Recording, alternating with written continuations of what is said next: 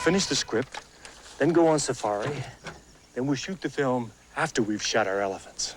White Hunter, Black Heart. You've always said when it comes to food, shoes, and sex, price is no object. Good shoes are important. The Object of Beauty. I agreed to hand out a bundle of leaflets on a street corner, and you act as if I'm going out to kill someone. Come See the Paradise. What do these films have in common?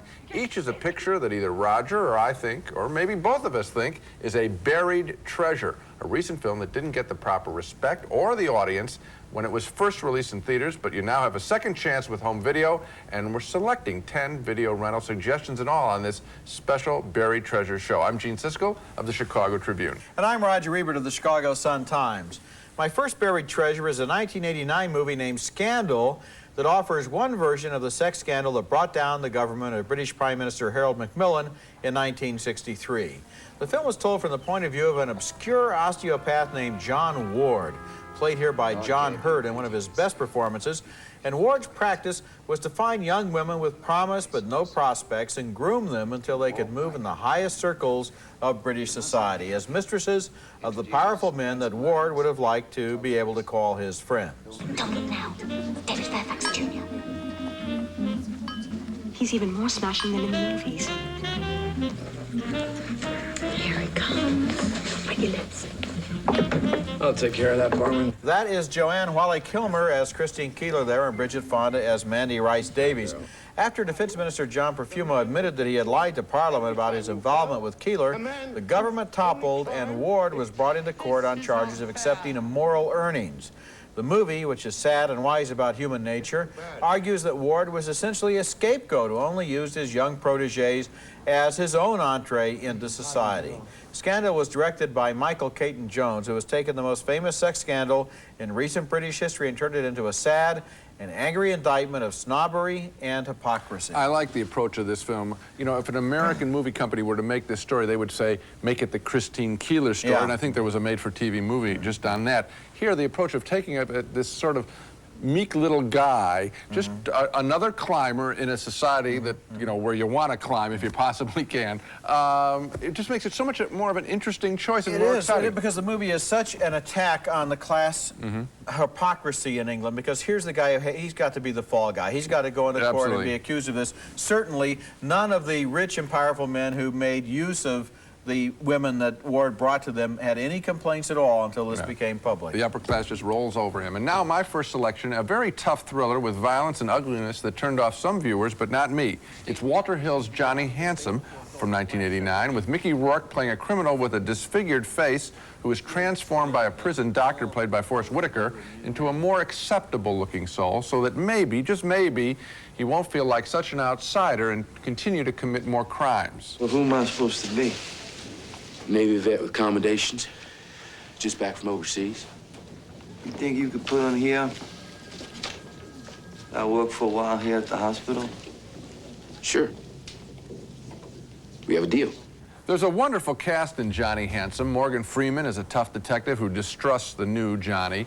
Elizabeth McGovern is a woman who believes in him. And best of all, Ellen Barkin and Lance Henriksen as a couple of real low-life crooks who want to use the new Johnny for their own nefarious purpose. Johnny Handsome does not sugarcoat its ending. It leaves you wondering whether kindness is only skin deep. It's a violent R-rated film, but if you can handle that, I think you really will enjoy Johnny Handsome. I liked it. I liked it as sort of a modern film noir, one of those movies like the ones in the 40s where a guy tries to change his appearance, but of course we know that in situations like this, his inner nature always stays the same. A real good group of actors in this picture. Yes, it is. Coming up next, A Buried Treasure starring Clint Eastwood, who, believe it or not, has made a movie you may have never heard of. Well, how do I know you'll come back? I'll send your boy Pete if you don't trust me. Once you've tried something like this, you just don't go back. After Johnson & Johnson created AccuView disposable contact lenses, there was one thing left to do. If they would give away a free pair, everyone would wear these. So we did. It's comfortable. Just put them in. Boom, they feel great. You don't clean them. Visit your eye care professional for an exam, and if AccuView is right for you, you'll get a free trial pair. That's all it took from me. Just to put them on one time. This is Pioneer Home Theater with Laserdisc images 60% sharper than most VCRs, the world's leading AV receivers, speakers customized for home theater, and a big screen picture that's real as life. From the leaders in audio and video, home theater so advanced, you don't just watch it.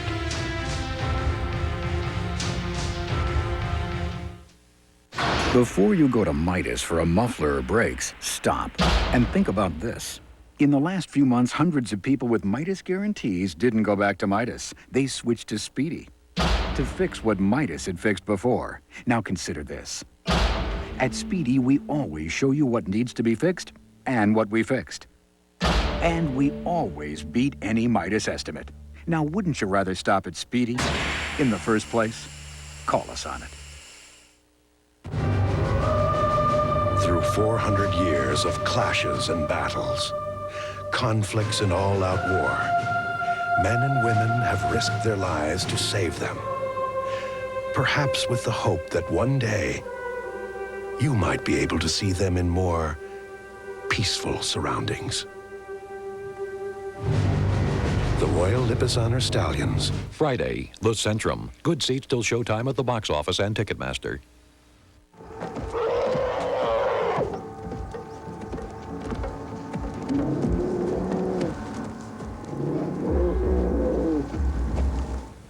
That's Clint Eastwood, of course, in a daring performance as director John Huston in the biographical drama White Hunter, Black Heart, the adventure story of Huston directing the African Queen in the 1950s while seemingly being more interested in going hunting for a trophy elephant.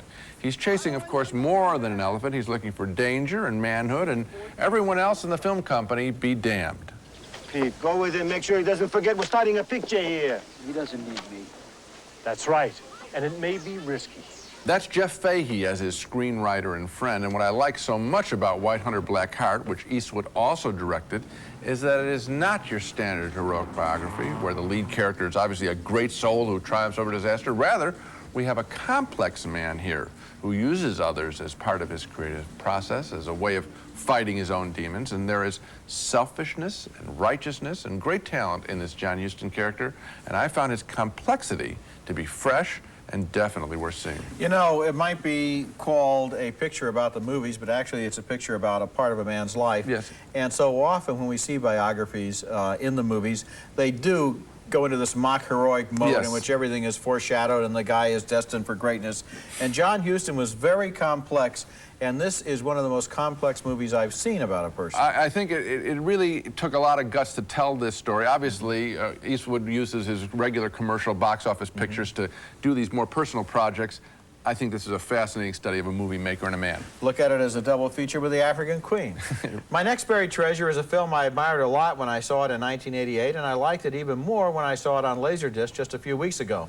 It's called White Mischief, and it takes place around 1940 in the so-called White Highlands of Kenya, where a decadent society of British exiles loved, drank, and made merry, while back home, the storms of war were taking shape in England. The movie stars Joss Ackland as Sir Harry Broughton, a middle-aged landowner who returns to the colony with a wild young wife played by Greta Scacchi.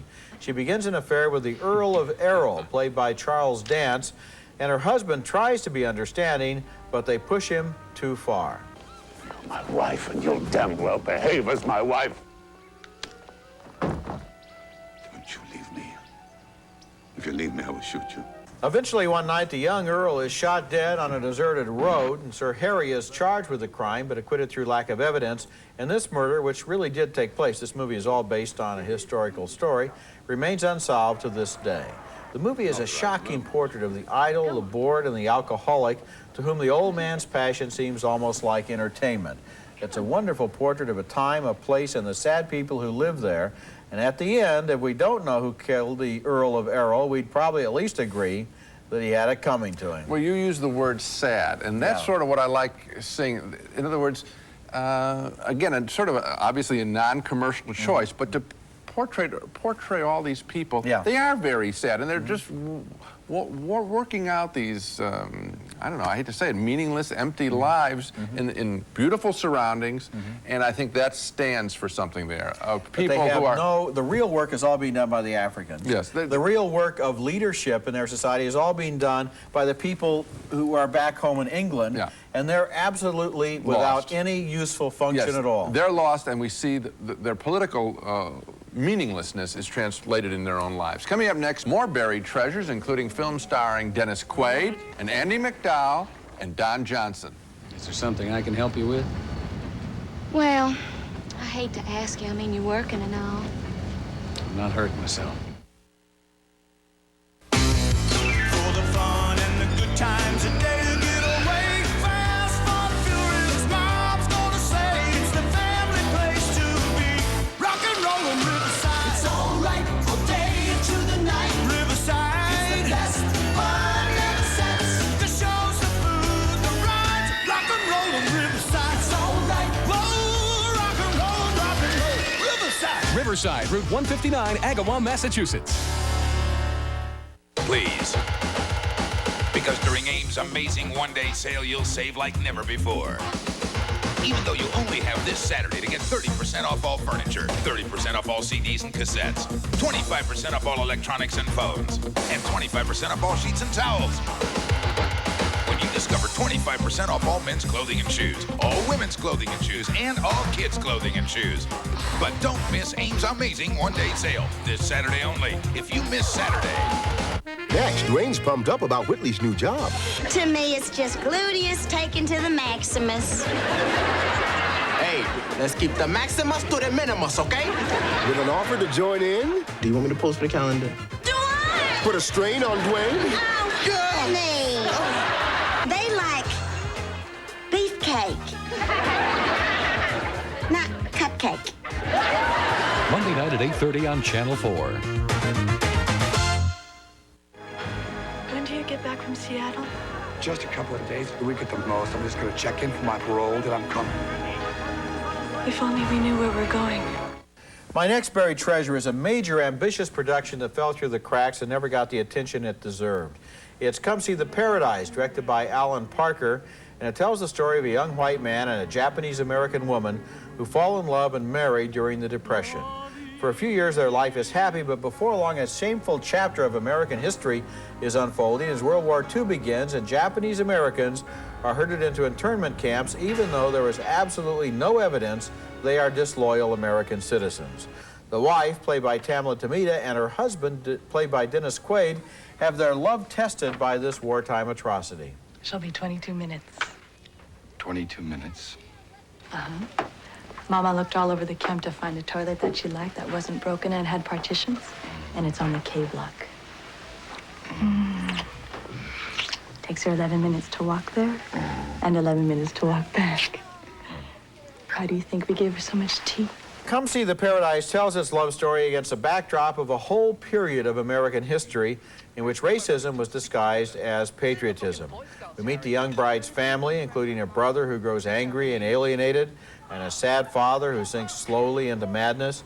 And we see the internment camps portrayed dramatically for the first time in a major Hollywood film 45 years after the war was over. We're pretty good in this country at condemning the faults of others, but here's an episode in our own history, a shameful episode that should never be forgotten. You know, when I did give this picture a positive review when it came out, and I think what I didn't like about it, I mean, obviously the story is moving, the issue is moving. I thought it was just too pretty, basically. Alan Parker makes pretty films. He comes out of commercial movie making, directing commercials, and I think that was the problem. I think that there's a hard edge to what was going on here that he softened by making every shot look gorgeous and making the love story so beautiful, and that was my problem. It didn't bother me at all. It seems to me that what you have here is a love story, which can be permitted to be a love story, two attractive people who do fall in love and try to be happy together, and then you have this other element coming in that is so important. And you know what I'm talking about? I don't think he didn't prettify it, Gene. I think he actually did. Our next movie and my next buried treasure comes from England. It's a true life thriller called The Craze, a study of a couple of murderous Cockney twin brothers during the 1960s who were devoted to their mom almost as much as they were to themselves. Go on, I dare you.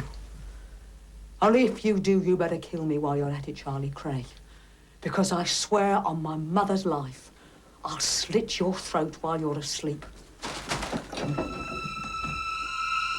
dare touch Mum. What? You heard him.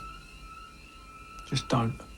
That's Billy Whitelaw as their mom, and her blind devotion is frightening as the boys go on a violent murder tear that did away with the more genteel tradition of British crime. Is this a joke? Do you see me laughing?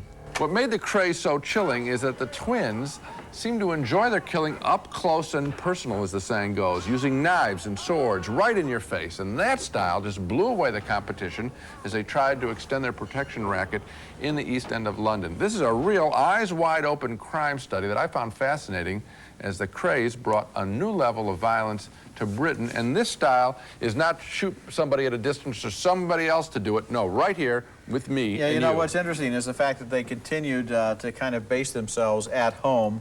And there's that little parlor there with Mom and Dad and the various relatives sitting around so proud of their boys. And Mom makes sure that the ties are straight before they go out for the evening.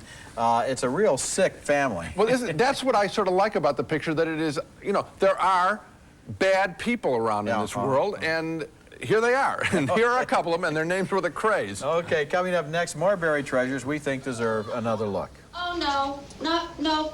Dark is best. With Minwax polyurethane, you can do more than admire your wood. You can live with it, too, because Minwax contains pure urethane oil to protect wood while giving it beauty you can really live with. Minwax keeps wood beautiful. We'd like to introduce you to the new Nissan Altima GLE. Altima? Huh, so that's what it's called. It comes with a 6-speaker CD system, an available leather trim. It has a powerful 150 horsepower engine, and it has more than 40 standard safety features. Wow, would you look at that?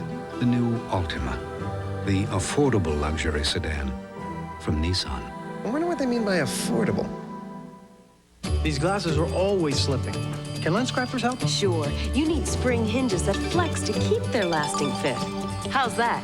Real secure and comfortable. And they'll stay that way. Lens crafters, better fit for greater comfort in about an hour. Yes, room service does not answer, and we need a dozen bottles of Perrier up here right away. I know it's 3 o'clock in the morning, but this is an emergency. It's very Trinidad, important. We have rum an emergency punch, business meeting. A dozen stingers, bottles of red Perrier. wine, champagne. Jesus, how do you do it, Tina? That's Andy McDowell and John Malkovich in The Object of Beauty, a wonderfully offbeat film about a couple of yuppies, husband and wife, living off their credit cards in a London hotel. They care more about their possessions than each other until they lose an expensive piece of sculpture. You gotta tell me where it is.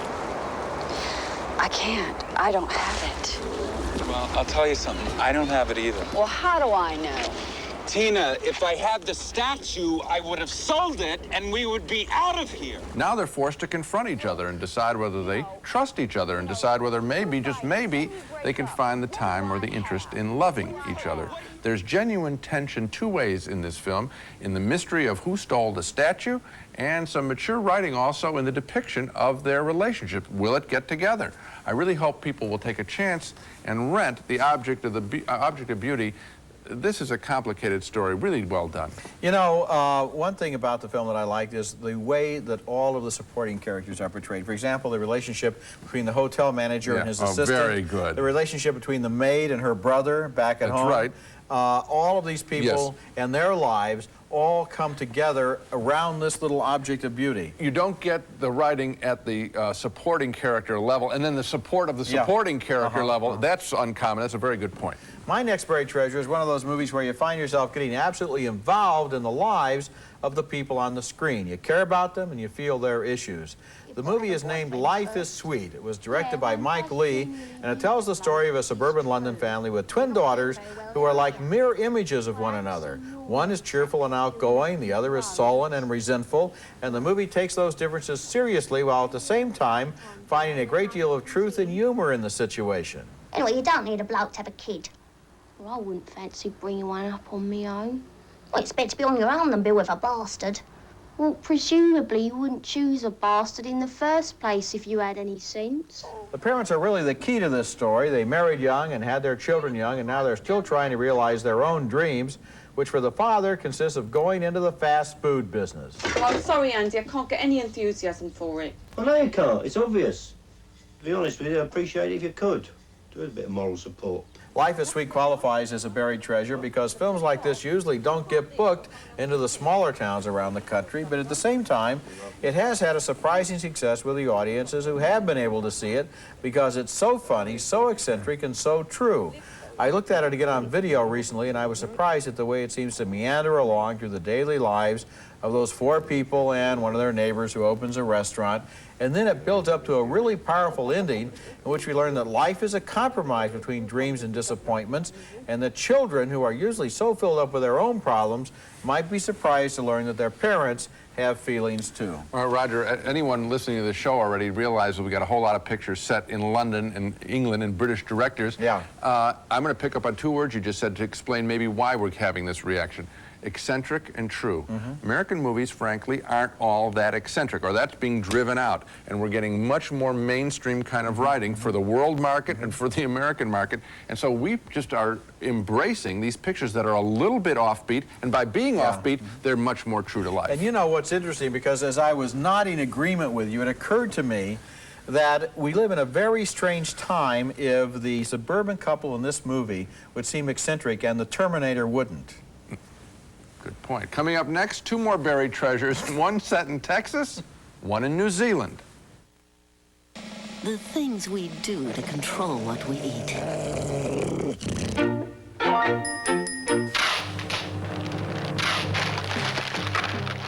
Now you can give in to your craving for snacks the smart way. Introducing Orville Redenbacher's Smart Pop. Compared to potato chips, new Smart Pop has 80% less fat and a third fewer calories, so you can eat and eat and eat and not feel the least bit guilty. New Smart Pop. From Orville Redenbacher, of course. Of course. We'd like to introduce you to the new Nissan Altima GLE. Altima?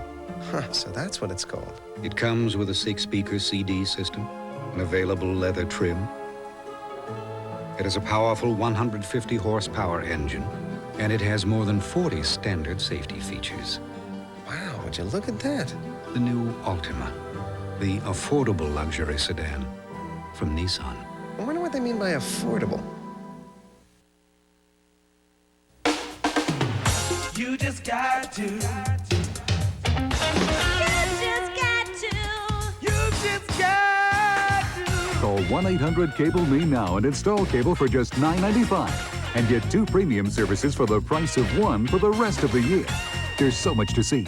Drama, comedy, original shows, plus more in-depth election coverage and analysis on CNN than you'll see anywhere else on TV. And 2 premium services really rocks with top entertainment like Cape Fear and the comedy of Joan Rivers on Showtime. Billy Bathgate on the Movie Channel. Paul McCartney Get Back on the Disney Channel. Plus great sports action on Sports Channel. If you've already got cable, you can still order 2 premium services for the price of 1 for the rest of the year.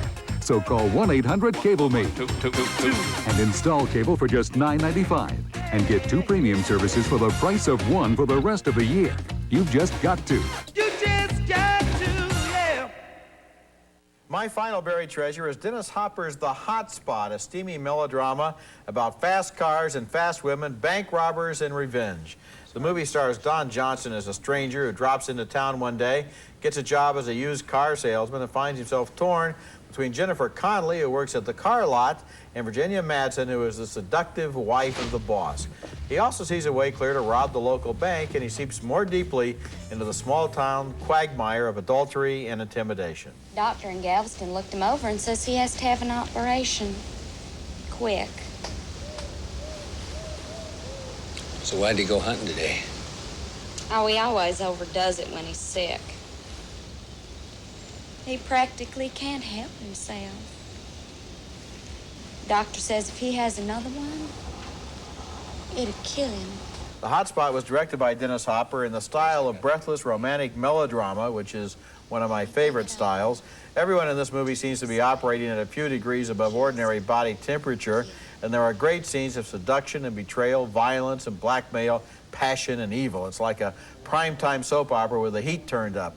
I thought The Hot Spot was a lot of fun. I was surprised it wasn't a bigger hit at the box office. Now it's a buried treasure on video. Well, I think that the fever was turned up so high that it was sort of comical. Well, that's to me. okay. It could be okay, except that I don't think it was played at the laughing level. I think that the best kind of fevered melodramas that you like, maybe from the 40s, you weren't smiling at... Oh, yeah. No, I'm not smiling at the level of this, which I think is kind of laughable. Maybe it's the level of actors. I thought this was over the top. Nope, think you're wrong. Okay. In fact, I'm sure of it. Final Buried Treasure is one of the best films I've seen in recent years, and if I like this picture, I couldn't be wrong. It's An Angel at My Table, covering 40 years in the life of New Zealand writer Janet Frame, who we first meet as a shy little redheaded girl. We watch her grow up into a shy young woman who is misdiagnosed as a schizophrenic and is forced to spend 8 years in a mental hospital. It's my photograph. That's not the important thing. Where's my photograph? Look, the important thing is that you're an author. That's Carrie Fox in a wonderful performance as the adult Janet Frame, and she does survive her imprisonment. She does flourish as a writer, and what director Jane Campion does in this picture is capture the great arc of an extraordinary, quiet life while giving us one of those moving stories of a flower that sort of pushes its way up through the crack in a sidewalk. An Angel at My Table is a remarkable saga, not just a patronizing goody-goody story. Oh, look, she made it out of the insane asylum, if you will, but one that is fresh and unpredictable and life-affirming. This is the best film of all the movies recommended on the show, and I think you probably would agree with that. I probably would agree with that. It's a heck of a good movie, and I hope people look at it. You know, we have a kind of a house rule here on this program that we never say such and such a movie is going to be loved by teenagers, or this is a great movie for kids, or this is a great movie for women, and so forth. Anybody should be able to like a good movie. That's true, but you know, with An Angel at My Table, I really do feel that in particular women would enjoy this film, and I think sometimes I'm not always sure they're very well represented at the video store. I think that sometimes the choices in a household are made by the dad or by the children. Because he controls the and this is the one. button. Get this one at home and grab that channel changer for yourself. It is a very, very fine film. That's it for this week. You want to make love to my wife, but you're afraid you'll get caught. Next week, we'll review Kevin Kline, Mary Elizabeth Mastrantonio, and Kevin Spacey in Consenting Adults, and Robert Redford's latest movie as a director, A River Runs Through It. Until then, the balcony is closed. St. Ives Swiss Formula Apricot Scrub. St. Ives Swiss Formula polishes your complexion beautifully, naturally. St. Ives Swiss Formula Apricot Scrub. Sundance, made with pure fruit juice and sparkling water, no sugar added. Sundance, a natural refreshment for the whole family. To give your dog a delicious meaty taste and variety of flavors, please don't bother the butcher. Try new Butcher's Blend and Butcher's Burger brand dog foods. New Blue Ultra 5, the longest-lasting automatic toilet bowl cleaner. Blue Ultra 5 cleans and freshens your bowl for up to 5 months.